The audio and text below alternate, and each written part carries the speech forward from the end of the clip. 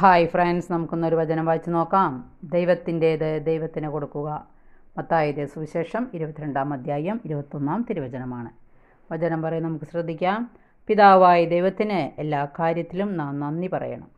യേശുക്രിസ്തുവും പരിശുദ്ധാത്മാവും വഴി പിതാവായ ദൈവം നമ്മുടെ മേൽ ചൊരിഞ്ഞ അനുഗ്രഹങ്ങൾ നാം സ്മരിക്കണം. പരിശുദ്ധ ത്രിത്വത്തിനെ എപ്പോഴും നാം നന്ദിയും ആരാധനയും അർപ്പിക്കണം. ദൈവത്തിൻ്റേത് ദൈവത്തിന് കൊടുക്കുക എന്ന യേശുക്രിസ്തുവിൻ്റെ പ്രസ്താവന ഓർക്കുക. ദൈവം തന്നതല്ലാതെ നമുക്ക് എന്താണ് ഉള്ളത്? ദൈവം അനുവദിക്കുന്നതെല്ലാം നമ്മുടെ നന്മയ്ക്ക് വേണ്ടിയാണ്. അതുകൊണ്ട് എല്ലാ കാര്യത്തിലും ദൈവത്തിന് നന്ദി പറയേണ്ടതാണ്. നിനക്ക് ലഭിക്കുന്ന നന്മകളെല്ലാം ദൈവത്തിൽ നിന്നാണെന്ന ബോധ്യം നിനക്ക് വേണം. അതുകൊണ്ട് മറ്റുള്ളവരിൽ നിന്ന് നീ ബഹുമാനം ആഗ്രഹിക്കാതിരിക്കുക. ദൈവം തരുന്ന ലഘുവായ അനുഗ്രഹങ്ങൾക്ക് പോലും നന്ദി പറയുക. നിൻ്റെ എല്ലാ പ്രാർത്ഥനകളും നന്ദിയോടെ നീ ദൈവത്തിന് അർപ്പിക്കുക. Okay, thank you, by.